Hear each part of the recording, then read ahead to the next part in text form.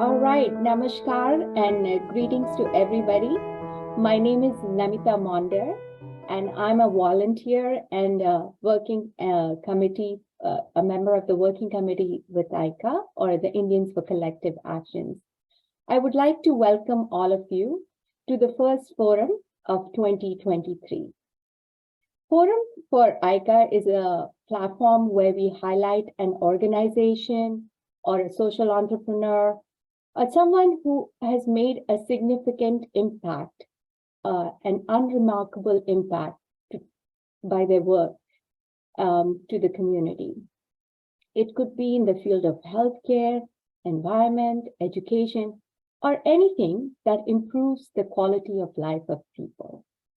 Many a times, ICA has invited folks from local Bay Area or from anywhere and any part of the globe who are doing such great work. As you all know, March is the month where we celebrate women's history. And also March 8th happens to be the International Women's Day. So it is such a good timing and for ICA that we are celebrating all things related to women in this month through our forum channel. In today's forum, I have the honor and privilege of learning about how an organization called Milaan is doing this great work of empowering the marginalized women in the Indian community. Our panelists this morning are Dhirendra Pratap Singh, co-founder and CEO of Milaan, and our president, Prakash Agarwal. This is a virtual platform. We'll have a discussion at the end of their presentation, approximately around 9:30. So I'll let you know when audience can ask them questions. I would appreciate in the beginning if you can hold your question and then we'll take them at the end. So Dhirendra, why don't we begin with you? Tell us about what you do. What is your role with Milaan Foundation? Good morning, everybody. I know it's good evening for people in India. And thank you so much, Namita ji and ICA, for giving us the opportunity to be a part of the forum and celebrate with you the International Women's Day. So as Namita ji said, my name is Dhirendra. I'm one of the co-founders and I currently work as the Chief Executive Officer with Milaan Foundation. My journey with Milaan Foundation started 15 years ago. So looking at my age, you could imagine that I was probably very young when we started Milaan. So I was 17, pursuing mathematics from University of Delhi. And I think just taking a step back, I also wanted to share the background where I come from, right? So my father was in the army. He got into the army as a Jawan because somebody had to get a job to run the family. My mother actually got married very young, and she never even had the opportunity to complete her schooling. But you know, both of them actually worked very hard to ensure that all three of us had the best education possible. And coming from a middle class, I think my aspiration was always about to make more and more and more money. And I think that's where the plan of the trajectory took a bit of a twist when in 2006, I got an opportunity to volunteer with an organization called as Himalayan Gram Vikas Samiti, which is in Uttarakhand, an amazing organization working with women and girls, where I had an opportunity to work in a government school with children from scheduled caste, you know, and highly economically marginalized community. And I think that was the first time I got 3 months in beautiful mountains to really rethink about my own life. And my work really inspired me to question that, are we systematically creating a cadre of people who will serve middle-class aspirations, right? Because we are not giving them the best education that they need or any education that they need to kind of, you know, be independent. And I think the second thing was I was challenging my own relationship with money and understanding that even if I came from a difficult background, I had the privilege to have two amazing parents who worked really hard to get us the best education. Can I use this privilege as an opportunity to make a difference? And that's how, when I came back, friends came together. We started volunteering with various organizations to learn more about the sector, but our heart lied into the rural belt of India. And that's where Milan was started with a small education center in Sitapur, in Uttar Pradesh in 2007. So in a brief, that's how my journey is. That's what brought me here. I completed my graduation in mathematics, did my master's in development studies, did an executive education program from IIM Bangalore, have worked with foundations in the US, have run projects in India. And in 2015, I joined as a full-time CEO with the organization with an aspiration to scale the work that we do. Wonderful. Thank you so much for telling us. Could you tell us about, I think you were sharing with me earlier about how the name Milan came about, and how did you come up together, and this whole organization, the idea, how did that happen? Yeah, for sure. So the word Milan comes from a combination of two words, which is Milan and Elan. It's a union of young people coming together for change. Elan is declaration for change. And we believe that if we want to create a better India, then it's very important for the youth of the country, specifically those who had the privilege to come together and work together for change. And that's where the word Milan was born. It's basically symbolizes collaboration with an intent and commitment. Thank you. I really like that, the way you explained the meaning of Milan, because that is so beautiful. And the work that you're doing is so remarkable. So tell us a little bit more about the foundation, its vision, and what you're doing. Yeah, sure. So I'm going to take the help of a presentation to take everybody through. So as I said, we're a 15-year-old nonprofit organization, primarily focusing on adolescent girls. We believe in the idea of movement building to create an inclusive and equal world. I want to kind of take the next slide in terms of why adolescent girls, right? And so India is home to 120 million adolescent girls. So when I say adolescent girls, girls between 10 to 19 years of age. But at the same time, about 40% of adolescent girls in India never get to complete secondary education. India is home to the largest number of child brides in the world. Almost 1 in 4 girls get married before the legal age of 18. We also have evidence around violence. But this was a pre-pandemic data. We know that the pandemic, COVID had impacted all of us in some or other way, but it had an unprecedented impact on the lives of women and girls. Right to Education Forum said that 54% of the girls who were already in school were not sure of coming back. There's a 17% enhanced risk on child marriages, and domestic violence increased almost by 100%. So at one level, today we know that there is enough evidence to say what happens when you invest in women and girls. But at the same time, I think this is a fight that India is definitely not winning. And there's a lot of work that we need to get done. This is where exactly Milan comes in. Milan's mission is to empower girls by advancing their knowledge, rights, and opportunities so that they can unlock their voice, choice, and potential. We do this with an idea of creating an equal and inclusive world where every girl is educated, healthy, and safe. Our work is also committed to SDGs, which is the Sustainable Development Goals. We work with alignment to SDG 3, which is around good health and well-being, SDG 4, quality education, and SDG 5, which is gender equality. Largely, our work brought in the larger gender lens and focuses on the adolescent girls. So while we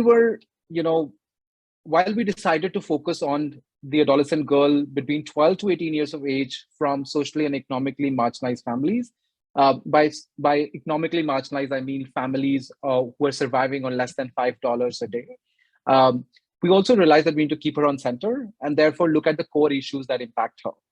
The first issue that we looked into was really addressing the gender inequality in education. We know this. We know that if there's a boy and a girl and a parent has to choose, then the girl either neither go to school or goes to a government school and the boy goes to a private school. How do we address that gender inequality, right? The girls don't get to complete secondary education because schools are far. Parents will say it's not safe for girls to go to school, whereas the boys are able to go to school. We also know that adolescent health is a major aspect of adolescent. Right? This is where the adolescent definition comes into. So enabling them with sexual and reproductive health, knowledge, and information. How do we also prevent child marriages? I think, as I said, a lot of people don't believe that India is still the home of largest number of child brides. And child marriages are a major aspect of when it comes to really exploitation of adolescent girls. So how do we prevent them and the gender-based violence and discrimination that accompanies with? All of these four issues are also not isolated in themselves. There is an intersectionality between them. So what I mean is a girl who is not in school, high probability doesn't have access to adolescent health knowledge and services, high probability becomes a child bride, and therefore high probability that she's vulnerable to domestic violence or just violence in a relationship. So we basically keep the girl in the center, look at all of these four issues and look at programming that helps to address it. How do we do this? We used gender-focused technology as one of a major approach, where we enable girls with smartphones. We use data-based decision-making, and we realized that technology is critical when it comes to scale. We also know that we need to keep the girls in the center of our programming. So they need to help us design the program, implement the program, because when we talk about girls, it's not a homogeneous population, right? So a girl in a rural Sitapur, her requirement is very different from a girl in Hubli in Karnataka. And therefore, if the girls are in center of it, we have programmings that are much more impactful. The third we also realize is that when we talk about adolescent girls and we talk about gender, there's a concept of social norms that comes into it, right? Because gender is socially context. And therefore, if we are able to build grassroots leadership to change and challenge these social norms, we are able to create sustainable change. And the fourth piece, which is where are also influenced by our name Milan, is just the power of collaboration and collectiveness, right? When we're able to bring everybody together to draw the attention on adolescent girls, we are able to drive change. In today, I'm going to focus on two of our main programs. Our first project is Swarachna School. The reason I want to highlight this, because this is where Milan's journey started. So in 2007, when we all kind of came together as young people, we started a small learning center, which very early on moved to a school because community wanted a school and there was no senior secondary school in about 13-kilometer radius. So we got an acre of land donated from the community, and we slowly built the school. So the school currently works with K to 12 with about 550 children. And in the response to COVID, we also started a hostel for about 90 girls who were affected by COVID. So either they've lost both parents, a single parent, or their families become more vulnerable. As we move forward, we want to expand the school to work with about 1,000 children. So from 550 to about 1,000, so we want to build an infrastructure there. Just looking at the requirement for girls in secondary education, we want to expand our hostel for about 400 girls, and also introduce employability training as a core part of our work at the school and the hostel. The school and the hostel project is also the heart of where our work is. It is during the course of building the school, working in the communities, that we realized that girls being out of the school is not just because they don't have access to school. It's a larger mindset change. And then the question came in: how do we change mindset at scale? Which is where our flagship program comes in, which is called as the Girl Icon program, where we build community-based role models, facilitators, who then empower 20 more girls with critical life skills, come together, look at issues that impact girls, do action projects, work with the community all together. And the idea is to build these girl icons as role models. So what I mean by that is, let's imagine a village where none of the girls have cleared class 12, right? So the parents have no idea what is going to happen when girls clear class 12. So when one person succeeds, and we know this from our own lives, right? When one person in our community moves forward, that person intentionally or unintentionally create pathways for many others to follow. So through the role model setup is what the Girl Icon program is largely faced. We I We was work going in to ask you something, Dhirendra, on this. I really, really admire this. Everything you say right now is so, helpful and really opens your eyes. But tell me just a little bit more about Girl Icon. It looks like it's that training the trainer model, right? Like where you're training this one girl and she's becoming the role model. So how many such girls maybe you have trained as of today? So in the Girl Icon program, the Girl Icon program was started in 2015 based on our research. We have worked with over 16,000 girls, creating a cadre of almost about 800 girl leaders in 3 states, which is Uttar Pradesh, Madhya Pradesh, and Karnataka. This project has also been independently evaluated by University of California, Berkeley.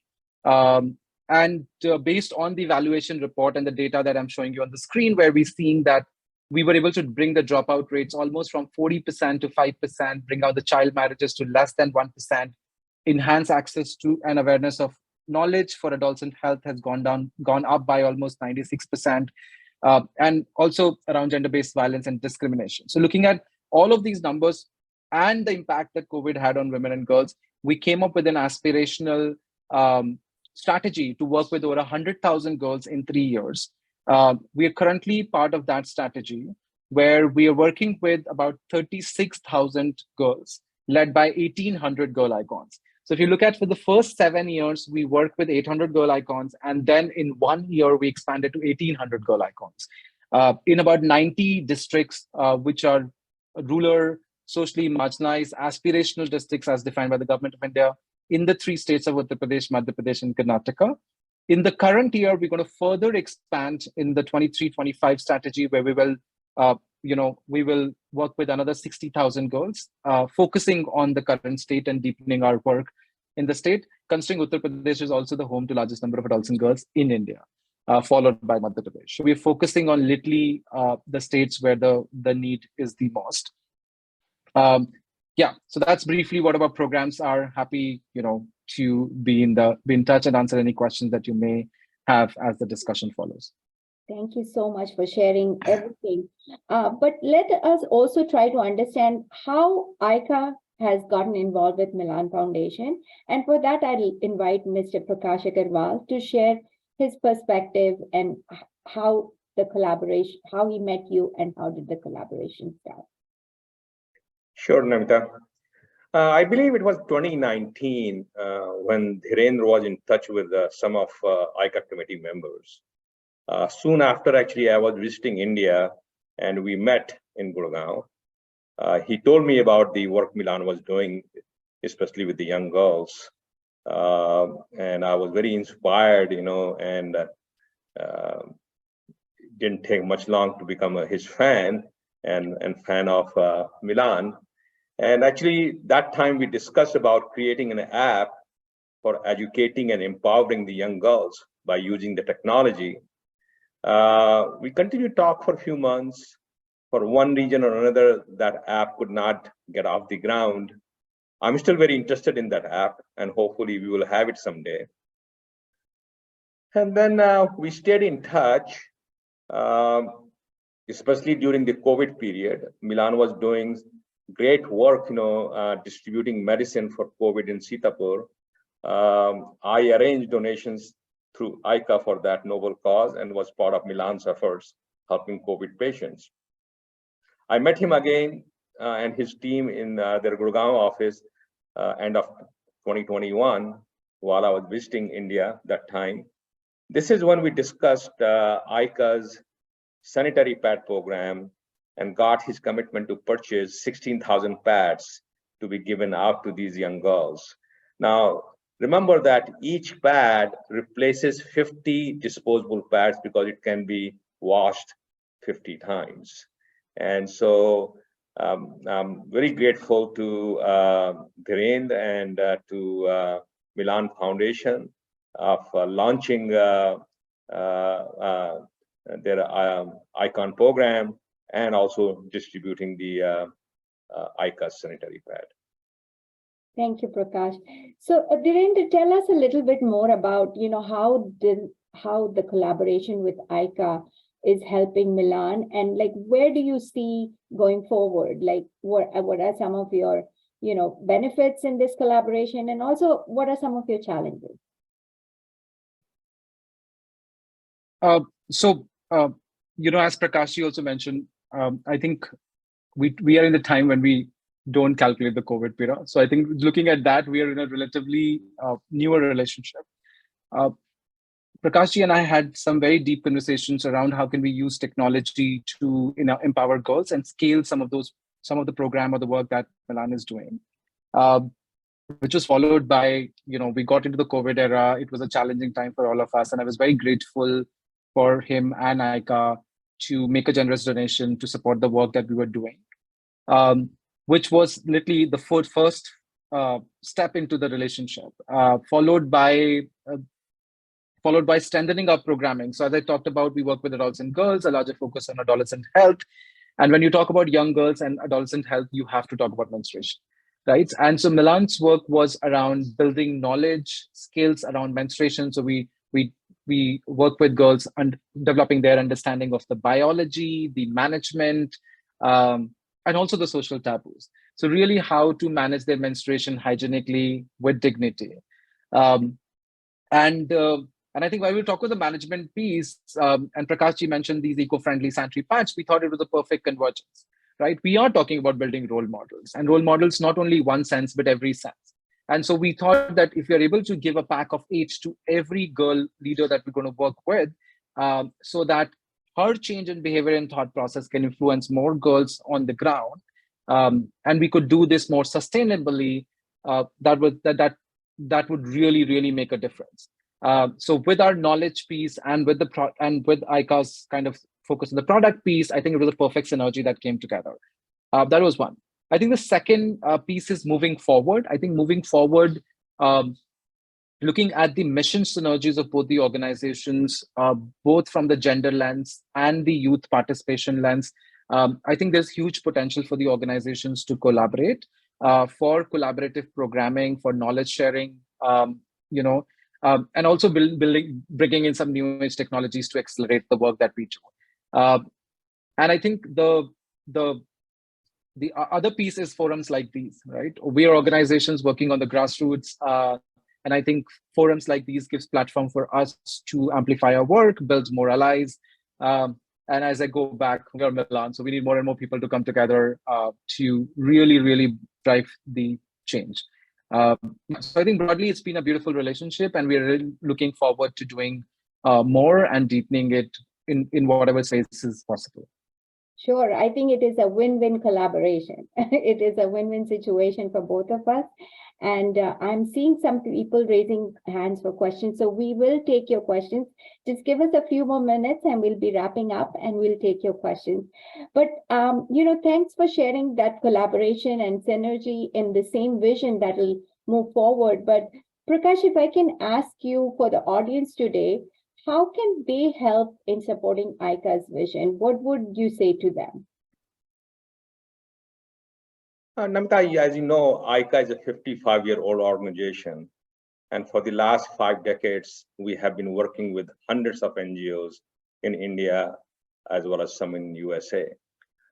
These NGOs are our crown jewels and inspiration. The type of work Milaan Foundation is doing and other organizations are doing in India, very inspiring. And I visit India 2-3 times a year, and every time I'm here, I make sure that I visit some of them. And seeing is believing it, being in touch with them, getting the ground reality is extremely, extremely touching. So you can help ICA with your time, donations, and connecting ICA to some of the NGOs you may be interested in. Going forward, we really have some great initiatives, especially affecting the youths of India and USA, as well as some income generation projects. Your support will be very crucial. It's really needed. And we welcome with whatever you can do for us. Please contact us whenever you get a chance. Yeah, thank you, Prakash.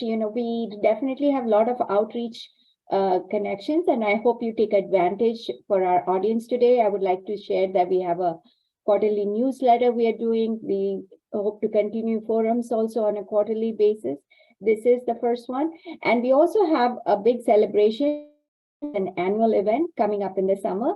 So look out on the website. So you'll see more details for all our events, and hopefully we'll see more of you joining those events and learning about, like Prakash mentioned, all these wonderful NGOs that we collaborate with, and we really try to work and support their vision.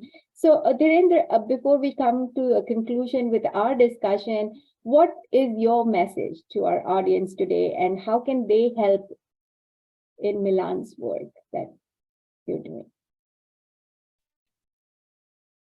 So my message is that, we are in the world where we are both in the developing and the developed part of the world. We are talking about gender inequality.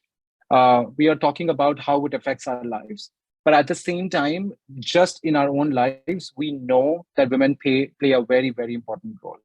My life has been very inspired by my mother. She supported me a lot, and now my elder sister who nurtures me. And I'm sure it goes for all of you. But at the same time, we are in 2023. We have enough knowledge, enough wisdom, enough resources to solve the problem. All we need is more intent and commitment. So, as Milan, I think my call for action is go check out our website, see what you can do. You can volunteer with us. You can give time. You can donate to our work on the grassroots.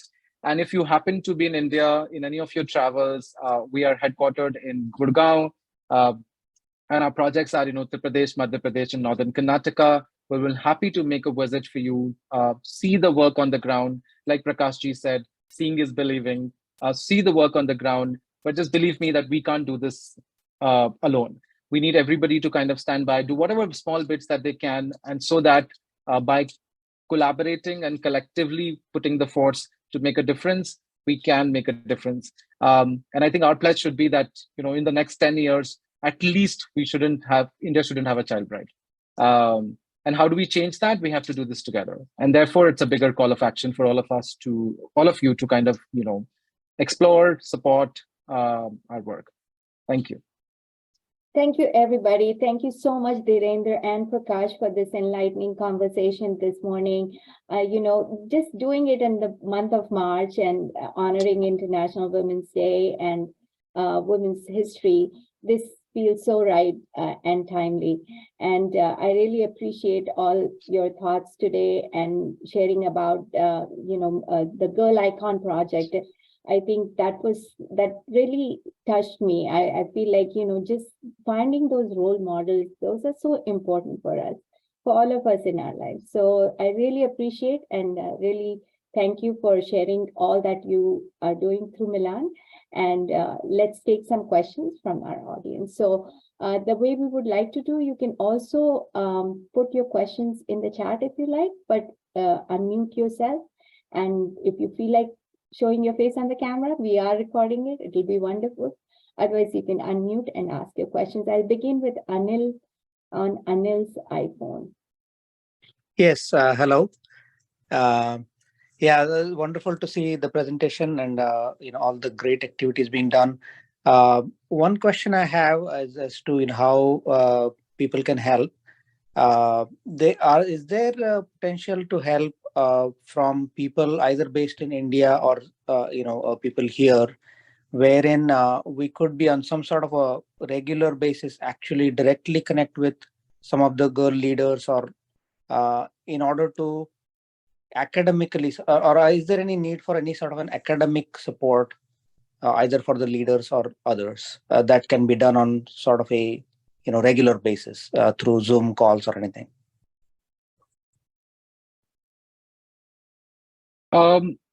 We do have opportunities, and we actually do have people who support the girls. Not so much on academics, because we also realize it's very limited to you can do on phone with connectivity, and just keeping in the context that the girls come from rural parts of India, so the internet connectivity might not be very good. We do have a mentoring program, and we have young girls both from US and India speaking with, so more not for mentoring, but it's like a one-to-one connection that you build in and learn during the process. That we have. Also, because we work with girls, that opportunity is mainly restricted to women and girls. We are not sorry, by design, we have restricted it to them and not kind of opening it to everybody. So we do a vetting process, a due diligence process on the volunteers that comes into. And with women and girls, we're happy to make those connections and do this in a design way. We actually have a full-time person who manages that from India. And so they also then, in a way, provide orientation to the volunteers on the do's and the don'ts. Okay, thank you. Thank you, Dhirendra. And I will take next raise hand I see from Hasu Shah. If you want to unmute and ask your question.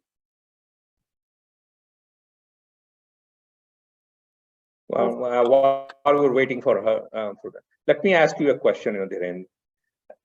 Tell us a little bit more about how do you select this icon, and what is their qualification? What kind of training process they go through? Give me some more data on that. Okay. So it is a competitive process for the girls to apply. So it's an application process with only 2 eligibility criteria. One needs to be between the age group of 12 to 18 years and come from a socially marginalized community. So family income has to be less than $5 a day. There is an online application form that they send, and we innovated it a bit more, where now they make a 30-second video and apply through our video. They basically put their application. We do the screening and then the interviews. And that's how the girl icons are selected. Just to give you a sense, for the 1,800 girl icons we selected this year, we had over 22,000 applications that came. So we have been able to kind of create a brand and work with the local government, the local organization, the local media to make sure that the word reaches out and the girls from the last mile are able to apply. In terms of what we do with them, the first thing we do when we select the girl icon is to give her a smartphone and internet pack. And then we do a one-day orientation with her, and followed by trainings that are delivered online through Zoom in a batch of 25. We take them through almost about 200 hours of training during the 18 months of program that we have. These trainings are designed based on the research that we've done on multiple areas, from education to gender to health to rights, entitlements from the government, to even future of work, so where we're talking about digital skills, financial literacy, and stuff like that. So really a combination of work that we do with them. In middle of the journey, we also train them on design thinking principles, where they start looking at identifying one issue that impacts them the most and do projects around it. So for example, in the post-COVID era, we saw girls not going to school was a very big issue. So girls were already in school, how do we get them back? So they created a project called as Path to Pathshala, where every girl then identified at least 5 girls who are not going to school, and then work with their parents and communities to make sure that they're enrolled in school and supported. So that's the projects that they do. Like, for example, they've also done work on child marriage, creating a lot of work around menstruation. They've done street plays around menstruation to create awareness. And as you rightly know, in an issue where nobody talks about it, for girls to collect 100 people in the village and do a play and talk about it openly, it's a very, very empowering process. So that's how the journey is configured, is basically put together, designed. Thank you. And I think Hasu Shah, if you want to ask your question. Yeah, very nice presentation. Thank you very much. I was a little confused about what was said about the app could not be developed. And I understand that you do use, in your latest answer you gave, there have been a lot of technologies you have been using it.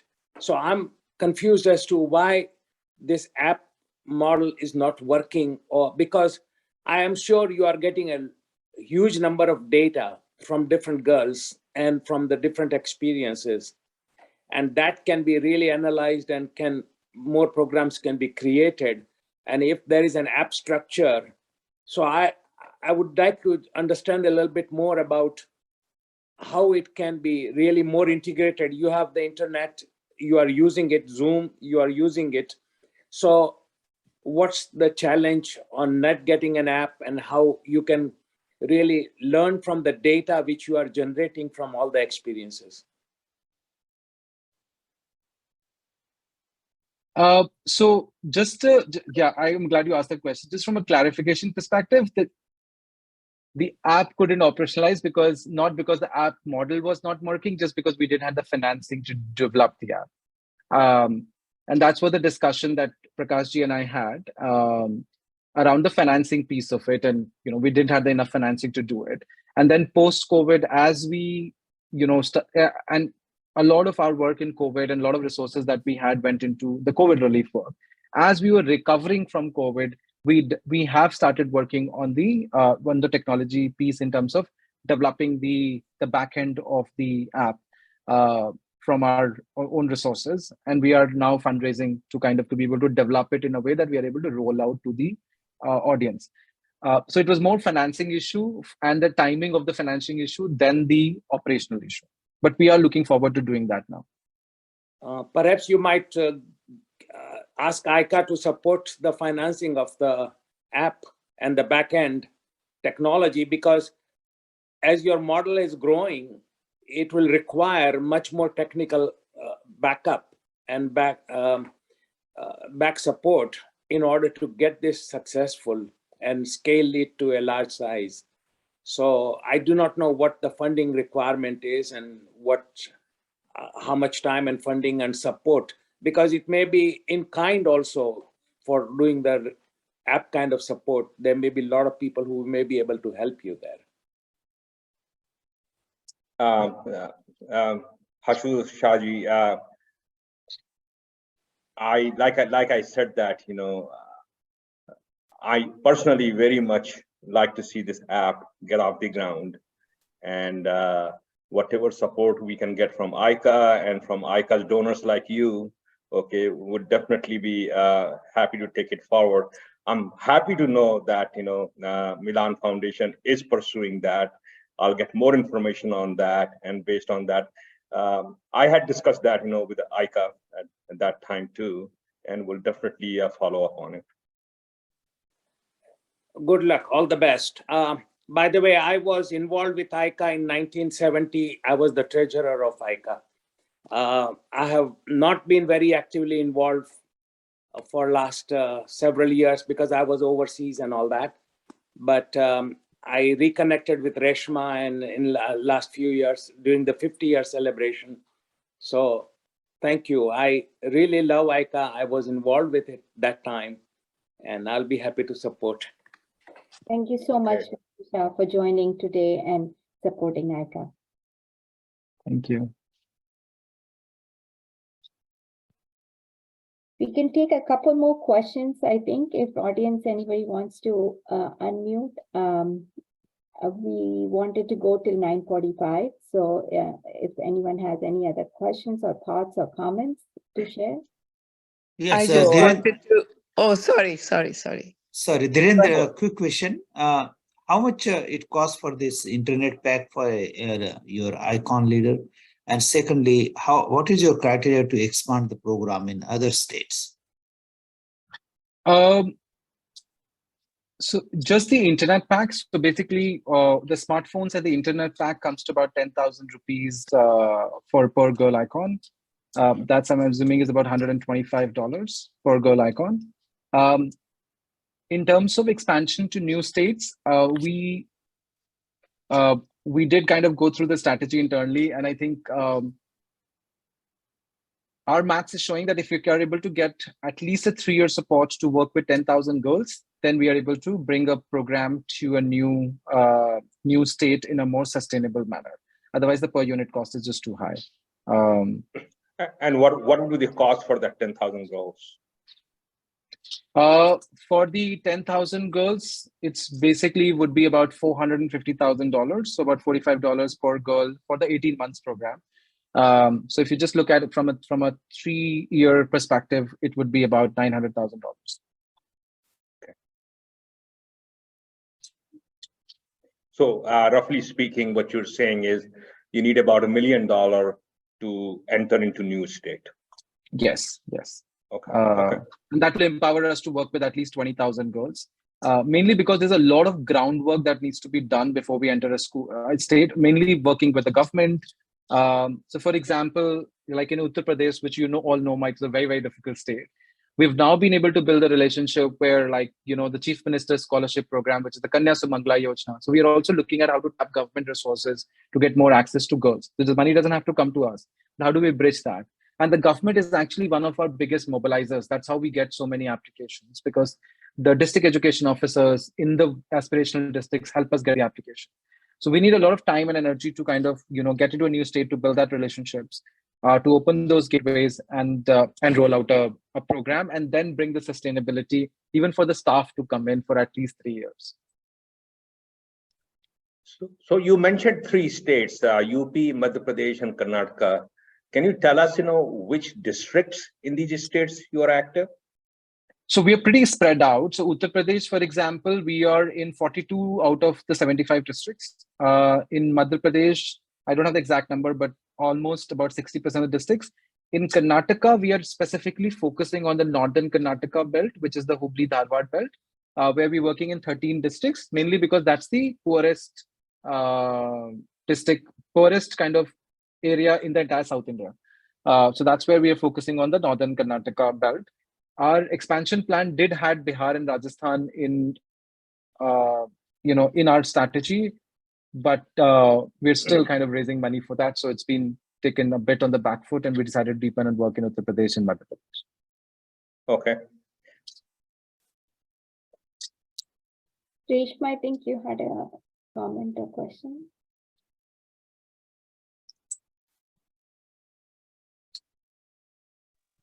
Yes, I wanted to ask you what kind of an environment do you need before you would start? Like you were saying that it takes $1 million, but suppose you wanted to go to Bihar, what kind of a setup would you see?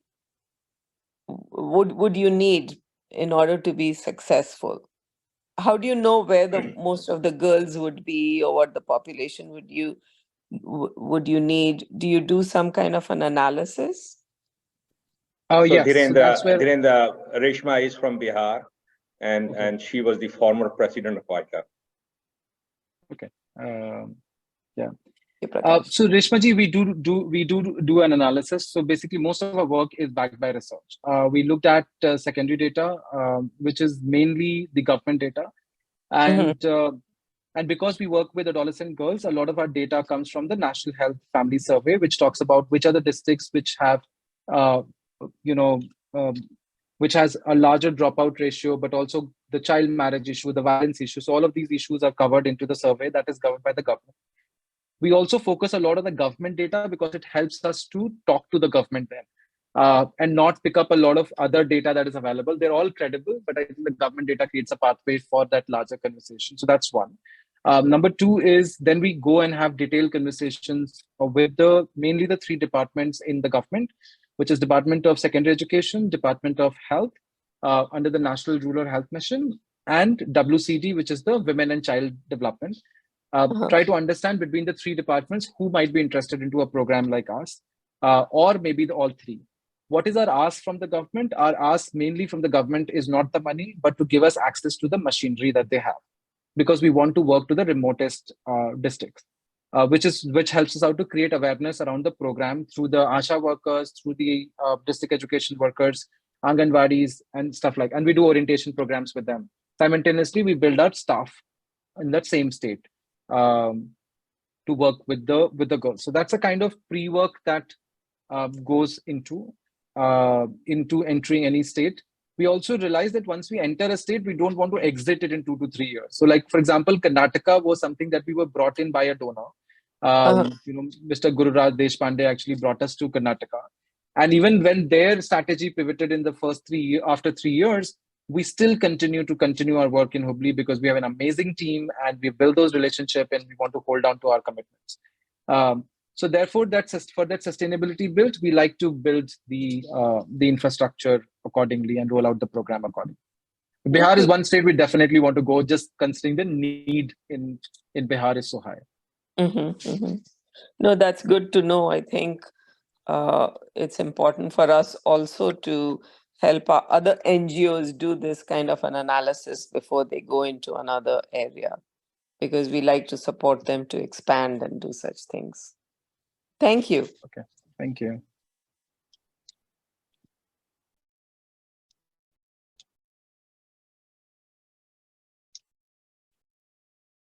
It is 9:46, and so unless we have anybody else, we'll take one last question. Otherwise, I will stop the recording now and we. Let me ask you another question here. So Dhirendra, you mentioned about state governments. Are you getting any help, any assistance from the center? We are not. We are not. And the reason is? And I think it'll be fair to say that we've also not approached. The only organization that we have had some dialogues was with Niti Aayog. And majorly Niti Aayog, because we have a lot of focus on the aspirational districts. So just for the audience, the government of India has identified 100 aspirational districts in the country, which have very low social development indicators and need immediate attention, which is where Niti Aayog is focusing on. So because we also then started focusing on aspirational districts, we have conversations with Niti Aayog, and through that, we get work with the state bodies. It'll be fair to say that we have not made any tangible asks with the central government beyond just the support to get into the larger picture conversations. Okay. Thank you. Thank you, everybody, for your participation this morning. I know time zones were very different, so probably not a lot of people are here, but we have recorded the session and we'll put it on our social media platforms. So take a look at that. And we really appreciate your time, Dhirendra, this morning. You have made a lot of effort after a 36-hour journey just yesterday, jumping back in on a different time zone. So I really appreciate your time and effort. And Prakash is also traveling and he's took the time to join us. So I really thank my panelists this morning and all the audience who took the time to join us in this conversation, learn about Milaan and how ICA is collaborating with Milaan. So look forward to our next forum again, and we will also have a newsletter that announces it and also an annual event coming up in the summer. So again, thank you very much, and I will stop the recording now. Thank you, Namita ji, for being such an amazing host and for all the hard work that you've put together to make this happen. And I'm really fortunate to have the opportunity and very, very rich questions that came out from the discussion. And looking forward to deepening and strengthening our work and relationship with ICA. But thank you so much. Thank